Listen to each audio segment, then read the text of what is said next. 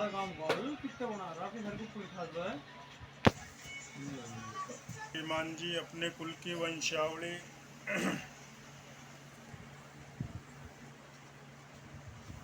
सबसे पहले उत्पत्ति वही गई थी ओम शब्द की।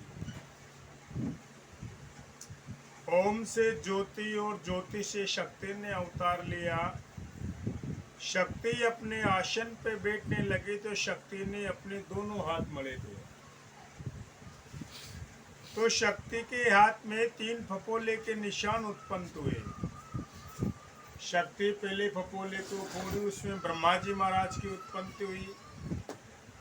तो शक्ति ब्रह्मा से कहने लगी कि ब्रह्मा तुम मेरे साथ में शादी रचाओ, मानव जीव की रचना रचाएंगे।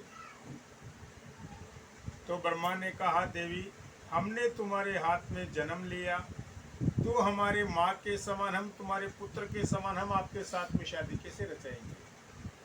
तो ब्रह्मा को शक्ति ने वापस भस्म कर दिया, भस्म कर दिया एक दफे वापस। दूसरे फपोले को फोड़ा, उसमें विष्णु भगवान की उत्पत्ति हुई। तो जैसे ब्रह्मा ने कहा वैसे विष्णु ने कहा, तो विष्णु को भस्म कर दिया। तीसरे फपोले को फोड़ा, उसमें महेश यानी महादेव जी की उत्पत्ति हुई थी। महादेव जी ने प्रणाम किया, शक्ति ने आशीर्वाद दिया। शक्ति महादेव से कहने लगी महादेव तुम मेरे साथ में शादी रचाओ, मानव जीव की रचना रचाएंगे। तो महादेव जी ने कहा देवी मेरी उत्पत्ति तीसरे फपोले में है, तो उसमें पहले 2 फोड़ चुकी, वो कहाँ कौन आए थे, कहाँ गए भाई, इसको उतार तो बता। मेरी उत्पत्ति तीसरे फोड़ी में है। हाँ, सही बात। 2 पहले कौन आए कौन गए। आप कोई बात पकड़े। हाँ। तो उसने कहा बोले इसमें ब्रह्मा और विष्णु आए थे, शादी के लिए इनकार कर दिया तो मैंने भस्म कर दिया। बोले महादेव जी ने विचार लगाए अपने को भस्म करेगी। महादेव जी कहने लगे शक्ति पहले ब्रह्मा और विष्णु को सरजीवत कर, हम तीनों देव आपके साथ में शादी रचाएंगे। जब आदि माया शक्ति ने जल कुंड में से छांटा दे करके ब्रह्मा और विष्णु को सरजीवत किया, ब्रह्मा और विष्णु हैर हैर महादेव का नाम लेकर के खड़े हुए। जहां से महादेव जी बड़े, ब्रह्मा और विष्णु छोटे माने गए। ये तो बड़े ही, लेकिन खत्म हो गए, तुम तो वापस सरजीवित हुआ है। फिर शक्ति कहने लगी महादेव मेरे साथ में शादी रचाओ। तो महादेव जी कहने लगे देवी हमने तुम्हारे हाथ में जन्म लिया है, तू हमारे माँ के समान है, हम आपके पुत्र के समान है, हम आपके साथ में शादी कैसे रचाएंगे। एक काम कर बोले पहले तू इस रूप को हटा करके दूसरा रूप धारण कर, जब हम आपके साथ में शादी रचाएंगे। हाँ। शक्ति ने 108 दफे अग्निकुंड में स्नान किया। महादेव जी ने 108 दफे शक्ति के शीश काट दिए थे, जहां से 108 मोतियों की रुंडमाला बनी थी राम नाम जपने की। शक्ति कहने लगी महादेव क्या कर रहा है, बोले भस्म कर दूंगे। महादेव जी कहने लगे देवी ये रूप तो हमारी माँ का रूप आ रहा है। जैसे हम एक साथ 3 देव पैदा हुए थे, वैसे तू भी एक साथ 3 रूप धारण कर। बोले जब आदि माया शक्ति ने एक साथ 3 रूप धारण किए थे, एक सगत के कारण है सगत वही पर 3 ब्रह्माणे लक्ष्मी उमा वही परमीण। ब्रह्माणे ब्रह्मा जी के साथ में, लक्ष्मी विष्णु भगवान के साथ में, उमा नाम की भगवान शंकर के साथ एक साथ 3 रूप धारण किए थे उसने। जब उन्होंने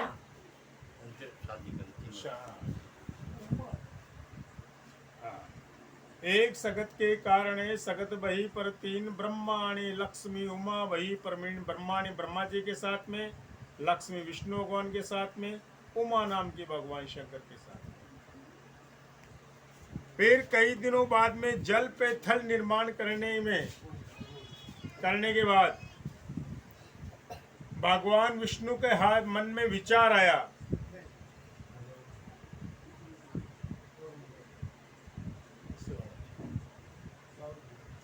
जल पे थल निर्माण करके भगवान विष्णु के मन में विचार आया कि यह बोले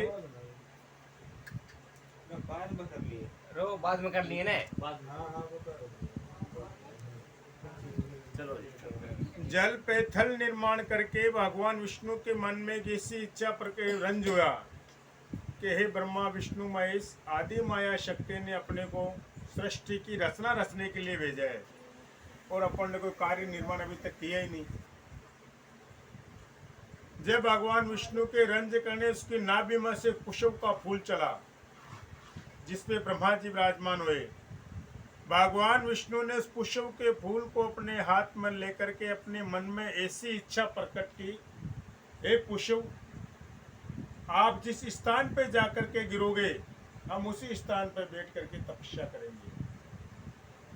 कर कमलों द्वारा पवित्र भूमि राजस्थान की दो नागपाड़ की तलेठी के बीच वो पुष्प का फूल जाकर के गिरा। वहां बैठ करके ब्रह्मा ने ब्रह्म तपस्या की। तपस्या करने के बाद में ब्रह्मा ने ब्रह्म यज्ञ किया। फिर उस पुष्प के नाम से उसका नाम रखा गया पुष्कर राज, जो अपने हिंदुओं का सबसे बड़ा तीर्थ है। 64 तीर्थों का गुरु है। पुष्कर है ना। हाँ जी, पुष्कर अजमेर के पास जो ब्रह्मा का वो मंदिर है। भारत में एक ठिकाने ब्रह्मा जी का मंदिर मिलेगा पुष्कर राज के अंदर। फिर ब्रह्मा जी ने वहां तपस्या करने के बाद में उनके 18 पुत्र हुए। सनक आदि के सनक नंदन सनक कुमारा, इन 4 पुत्रों से सृष्टि नहीं रची तो उन्होंने अपनी वायु मांग ली 5 वर्ष की। जैसे आज कहते हैं 5 वर्ष का बच्चा भगवान का रूप होता है, आया और गया, आया और गया। फिर हुए उनके भर्गु, पुली, दक्ष, नारद, कृचिंता, कौतम, कुंडन, ऐसे 18 पुत्र हुए थे। तो राजा दक्ष की हुई थी 64 लड़कियां। आ जाएगा।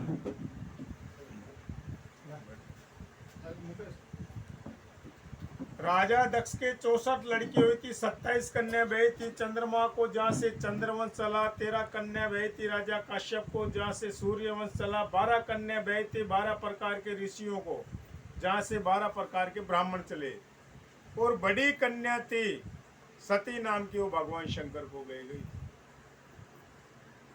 राजा दक्ष को इच्छा नहीं थी शंकर के साथ में उसके बहने की। वो कहने लगा उसका सांप गोयरा साथी है, जंगल में पड़े रहता है, वो मोटा है, क्या मतलब।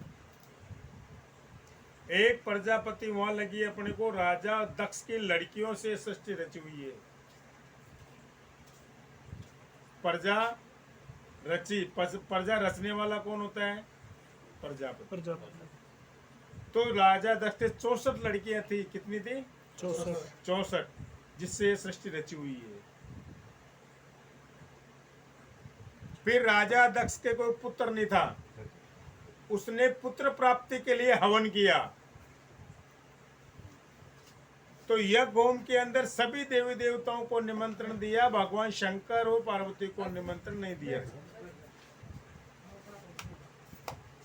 वो इसलिए नहीं दिया गया था, अपन कहते हैं आज भी अंतर्जातीय विवाह हो रहा है, आज से नहीं, परंपरा चल रही है।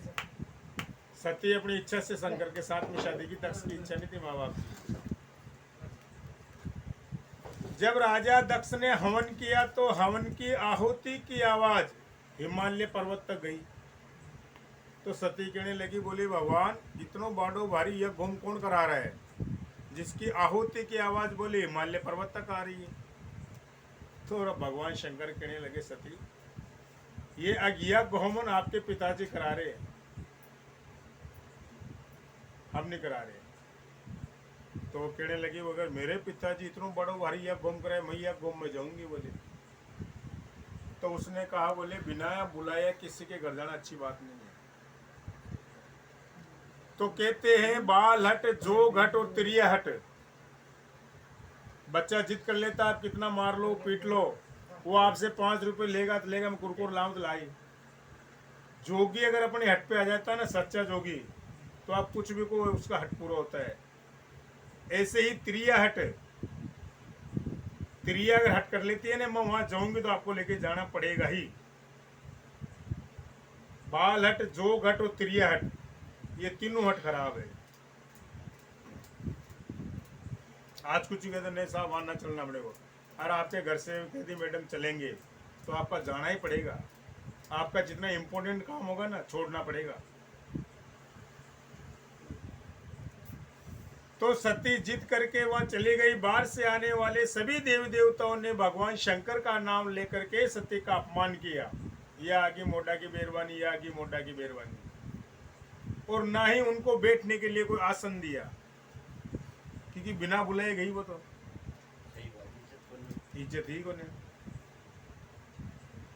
जब अपने सती देख कहने लगी, बोले राजा दक्ष, तेरे यह गोम में आने के कारण मेरे पति का अपमान हुआ है और मेरा अपमान हुआ है। मैं भी बोले आपका यह गोम सफल नहीं होने दूंगी।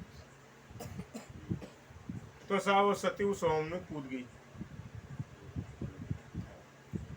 सती की हाहाकार की आवाज सुनकर के भगवान शंकर हिमालय पर्वत से आकर के अपनी जटा को पृथ्वी पे फटकारने से उन्होंने दो गण पैदा किए थे, वीरभद्र और वीर जट, जहां से जटों की उत्पत्ति होती है।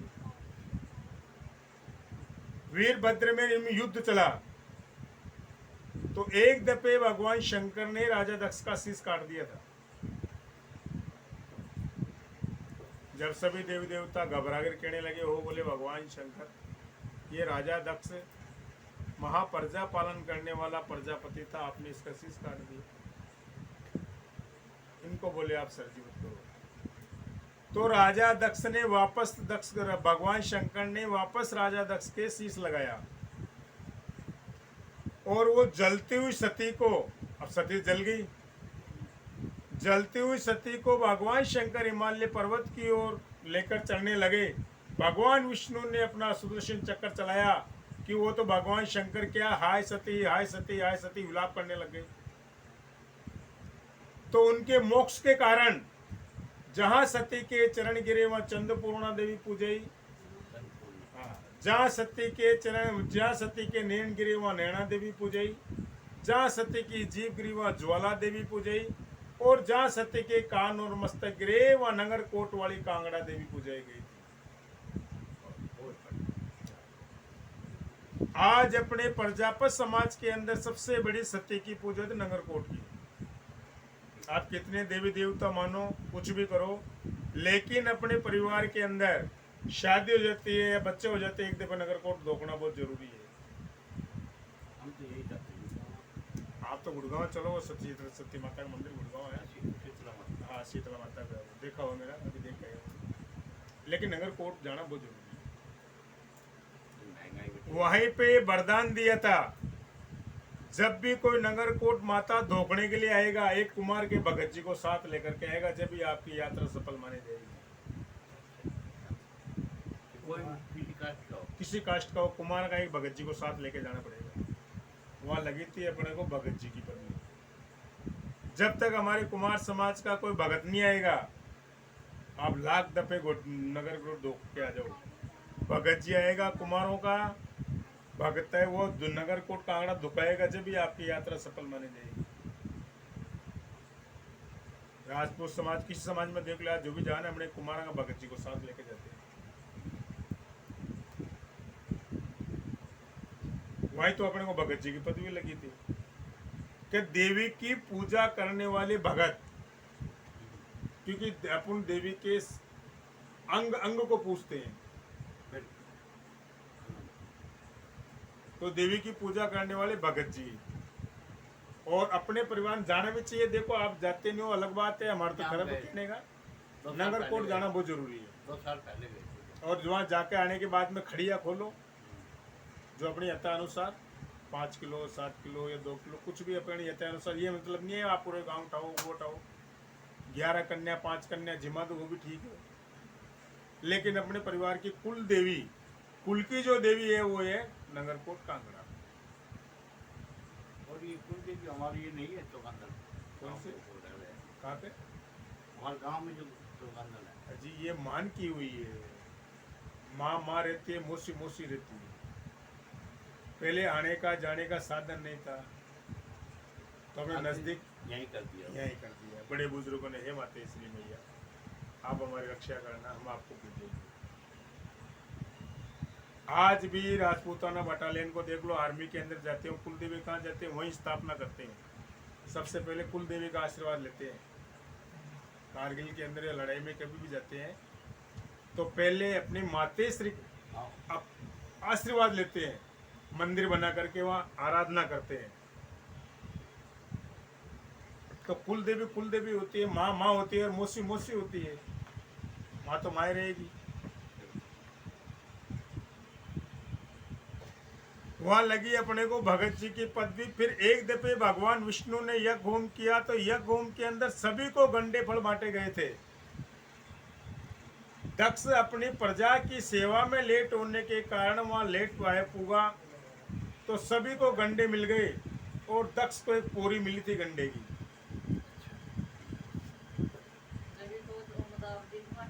हाँ। तो उसने क्या कहा, जो अपने जो बासन बनाया करते उसके पास पहले हथियार नहीं थे, हाथ से गड़ाया करता, धीरे धीरे धीरे धीरे उसने वहां रख दी। वहां रखने के बाद में क्या, वहां आल थी, आल से वो जड़ पकड़ ली। जड़ पकड़ने के बाद में वो झुंडा सा खड़ा हो गया। एक दफे भगवान विष्णु ने वापस सभी से गंडे फल मांगे, तो सबने चूक चूक के फेंक दिए थे। खाने की वस्तु थी वो। तो जो राजा दक्ष ने किया था खंकल का राज हिमाचल के अंदर, तो वहां जाकर के कहने लगे, बोले राजा दक्ष आज गंडे की जरूरत पड़ेगी। बोले आज अगर गंडा नहीं मिलेगा तो आज के बाद ये सब प्रकार की मिठाई बंद हो जाएगी। जब दक्ष ने कहा, बोले भगवान आपने मेरे को गंडे की जड़ी दी, आपकी कृपा से मेरे झुंडो खोड़े आपका चावल जितना ले लो। जब कहने लगा, रे वाह राजा दक्ष, तू महाप्रजा पालन करने वाला प्रजापति है, तुमने आज ये गंडा वापस दे करके प्रजा की पत रखी है, इसीलिए तू आज से प्रजापति के नाम से जाना जाएगा। वो गंडा वापस दे करके उन्हें प्रजा की पत रखी, लाज रखी थी, वहां से लगी थी अपने को प्रजापति। आज अपने बाहर सिटी में देख लो, कोई वर्मा लगा रहे, कुछ भी लगा रहे, लेकिन सबसे बड़ा तो क्या है, प्रजापत लगाओ आप। वर्मा किसे कहते हैं? जो हाथ का दस्तकार होता है ना, उसको वर्मा बोलते हैं।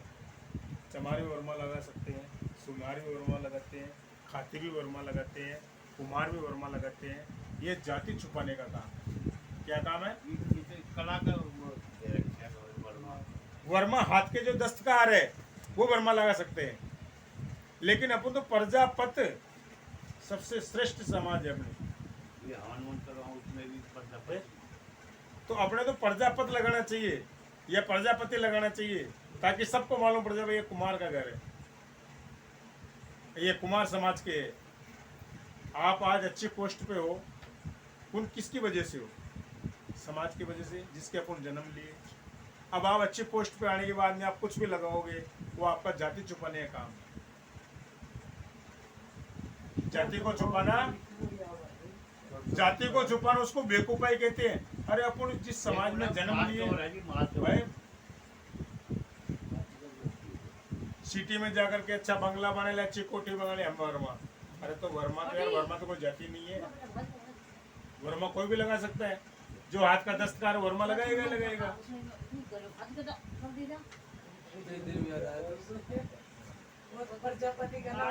प्रजापति लिखो, जो है हाँ प्रजा लिखना चाहिए, प्रजापति जी। हाँ नई हाथ की दस्तकार में आगे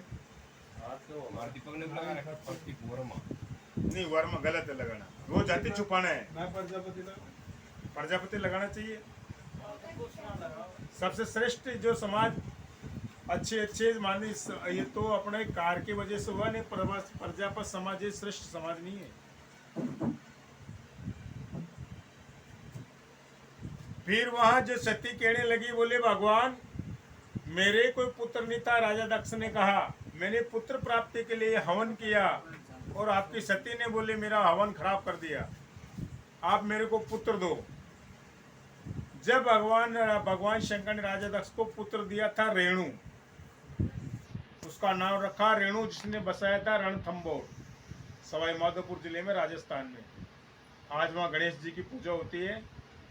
अपने प्रजापत समाज का मेन शासन वही है, गढ़ रणथंबोर, वहीं से निकले हुए हैं सब।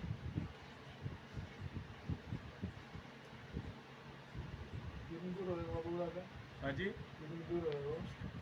रणथंभौर राजस्थान में। ये सवाई माधोपुर जिले में, यहाँ से 250-300 किलोमीटर। 250 किलोमीटर। शंकर ने एक दफे फिर भगवान शंकर ने यज्ञ होम किया। यज्ञ होम के अंदर सभी देवी देवताओं को निमंत्रण दिया। तो भगवान शंकर राजा दक्ष के पास आकर कहने लगे, हे राजा दक्ष, तुम महाप्रजा पालन करने वाले प्रजापति हो, तुम मेरे को सभी ऋषि मुनियों को जल भरने पीने के लिए कुंभ कलश बना करके दो। क्योंकि पहले पीतल का, स्टील का, लोहे का ये कोई साधन नहीं था, सब सौदा था गार माटी का। हाँ, जब राजा दक्ष ने मन में विचार किया 80,000 ऋषियों को कब तक कुंभ कलश पूर्ति करेंगे, बाकी प्रजा को भी देना, तो इसने कहा, बोले भगवान आप मेरे को वचन दो। तो बोले मैं आपको कुंभ कलश बना के दे सकता हूँ। बोले भाई तथास्तु। तो भगवान शंकर से राजा दक्ष कहने लगा, बोले भगवान विष्णु का हाथ का सुदर्शन चक्र, आपके नांदिए के बांधने का खूंटा, भांग गोटने का गोटा, कुंडी, लंगोट और जनेव और पैर की पावड़ी देने की कृपा करो तो मैं आपको कुंभ कलश बना करके दूंगा। नहीं तो बोले मेरे बस की बात नहीं। पूरा श्रृंगार ले वो कर दिया। बिल्कुल, वो तो लेना था ही। शंकर से, विष्णु से तो चक्कर, सुदर्शन चक्कर मांगा था, वरदान लिया था शंकर से। अपने प्रजापत समाज का कोई गुरु नहीं है, सबके गुरु प्रजापत है। अपना गुरु एक ही है, वो शंकर भगवान।